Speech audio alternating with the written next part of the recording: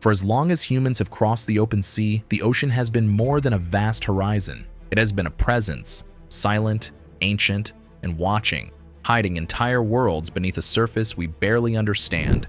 Sailors who returned from long voyages spoke of shapes pacing beneath their ships, of unblinking eyes rising from the dark, and of creatures that surfaced only long enough to remind them that the ocean does not belong to us. For centuries, their stories were dismissed as exhaustion and superstition. But the deeper science explores, the more disturbing the truth becomes. The old legends match real, living creatures. Some vanished millions of years ago. Some were misidentified survivors of nature's strangest designs. And a few may still be out there, just beyond the reach of our lights. So tonight, we follow those ancient accounts, because hidden between their lines lies a truth the ocean has been whispering for generations. Some monsters were never myths, and our journey begins in the 16th century, when the sea revealed a creature so strange, so impossibly human, that even kings were left speechless. Baltic fishermen pulling their nets from the icy water discovered something tangled inside, something pale, tall, and horrifyingly human. Its elongated spine rose into a pointed crest, shaped eerily like a bishop's ceremonial mitre. Thin, rib-like appendages folded across its chest in a posture resembling prayer. Even the fishermen who had seen the worst the sea could offer froze in place, unsure whether the thing before them was alive, dead, or something in between. The creature did move, slowly, with purpose. And so the men did the only thing they could. They brought it before their king. Witness accounts state that as the nets opened and the creature slid onto the palace floor, it lifted its torso in a remarkably human motion, turned toward the monarch, and bowed its head. No one spoke. No one moved. Then, before guards could react, it scrambled upright, lurched back toward the water, and disappeared forever. Scholars later tried to rationalize the event. Some blamed monkfish. Others blamed frilled sharks, whose heads can look disturbingly human when decomposing. But none of these animals possess the bony crest described in early sketches, nor the rib-like limbs, nor the upright posture multiple witnesses confirmed. If the creature was a known species, it was behaving in ways no scientist has ever documented. And if it wasn't, then it represents a chapter in marine history that closed long before science was prepared to investigate. But for every monster that appeared once, others seem to rule entire regions. Travel south, from the cold Baltic to the sunlit Caribbean, and you'll hear the whispered name of a completely different beast, the Luska.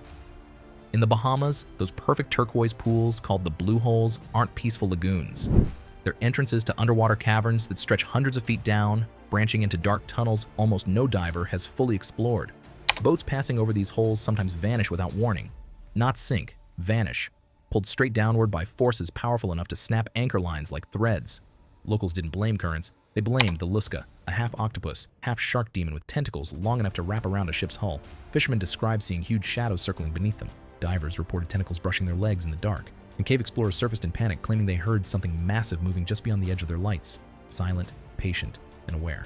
Scientists tried explaining the disappearances through violent downdrafts inside the caverns, but biologists couldn't explain suction cup marks on recovered bodies, marks far too large for any known cephalopod. The blue holes remain largely unmapped, and if a giant cephalopod evolved specifically for life inside those caverns, it might never need to surface. Some monsters rise, others hunt quietly. But one creature in Inuit tradition does something even more unsettling. It crosses between worlds. The Aklut was described as a wolf whose tracks led across snow and ice, only to disappear at the water's edge, followed moments later by the appearance of an orca hunting offshore. The people believed the two forms were the same creature, a hybrid, a shapeshifter, something that could travel across land before returning to the deep. Modern science gives us a partial explanation. Orcas will beach themselves intentionally, sliding across ice like massive wolves chasing seals. Their movements combine brute strength with surprising agility, but some stories don't match any known behavior. Hunters speak of wolf-like silhouettes far out on floating ice, places no wolf could reach. Others describe low growling sounds echoing across the ice at night, followed by the unmistakable sound of heavy movement slipping into water. Perhaps these encounters were wolves near the shore, or misinterpreted shadows. But the consistency of the stories, spoken by people who live their entire lives on ice, makes them difficult to dismiss. They know the difference between wolves and whales, so when they say something didn't match either, you believe them. And belief is exactly what surged across Cornwall during the violent storms of the 1970s. Waves lashed the cliffs, wind roared across the coast, and in that chaos, dozens of people began reporting something rising from the water. A long neck, a camel-like head, and ridged brown humps rolling in sequence against the tide. The creature became known as Morgaur, the sea serpent of Cornwall. One of the most famous photographs came from the deck of the trawler Mary F., capturing a dark serpentine silhouette cutting through the waves. Skeptics blamed basking sharks whose carcasses had begun to rot into strange shapes. Others blamed oarfish rising to the surface before storms. But the witnesses insisted on one impossible detail. The humps moved not with the waves, but against them, as if the creature's spine were propelling itself in a deliberate rhythm. No known fish swims that way. No known whale either, and Cornwall's cliffs are filled with fossils of ancient marine reptiles, a daily reminder that prehistoric giants once ruled this coastline. Perhaps Morgaur wasn't a surviving plesiosaur, but perhaps the people who saw it recognized something ancient in its movements, something that didn't belong to any modern species. While some sea monsters dominated the open ocean, others lurked near shorelines and didn't attack boats but people. In the Solomon Islands, the adaro was feared as a hunter of humans. Legends describe beings with human torsos, fishtails, gills along their ribs, and sharp, spear-like fins protruding from their skulls. The adaro were said to rise from the sea to throw these bony spears at fishermen, sometimes killing them instantly. For generations, these stories were thought to be pure fiction until documented cases proved otherwise. Swordfish, marlin, and needlefish occasionally launch themselves at high speed, impaling boats, divers, and swimmers. Some injuries match the exact shape and depth described in adaro legends. Survivors tell of never seeing the creature approach, only a sudden flash of silver and a stabbing pain. But the stories include a detail nature still can't explain: coordinated attacks, multiple adaro rising together, moving with purpose. Fish do not cooperate, they do not strategize, and they certainly do not aim. So the question becomes, did islanders exaggerate natural accidents, or were they describing something rare, something now extinct, something far more intelligent than fish? Far to the north, another creature haunted not fishermen, but children, the kalupalik. Parents whispered that if a child wandered too close to thin ice, they might hear a soft humming, low, rhythmic, almost soothing. And beneath the surface, a green-skinned figure with seaweed hair and impossibly long fingers would be waiting, ready to pull them under. It was a warning, yes, but warnings come from somewhere. Leopard seals are known to watch humans from beneath the ice. They move silently, they stalk with intent, and in dim polar light, their silhouettes warp into strange shapes, their flippers appearing like elongated limbs reaching upward. Some hunters report seeing faces, humanoid faces, drifting just below transparent ice sheets. Animals can be misinterpreted, but witnesses in the Arctic are among the most observant people on Earth. Their lives depend on correctly identifying shapes in the snow and shadows in the water. So when they insist something wasn't a seal, wasn't a bear, and wasn't anything they knew, their words carry weight. And now, we reach the final creature, the one sailors feared the most, not because of its size, nor its aggression, but because of its silence.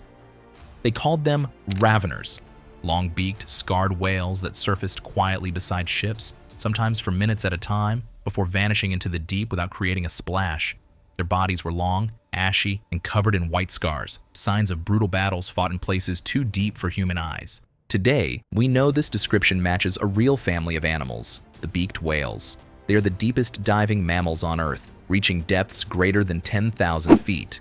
Many species remain unnamed, discovered only when they wash ashore. Some are known from a single skull, others from a small piece of bone, but sailors reported something larger than any known beaked whale, something longer, faster, and more deliberate.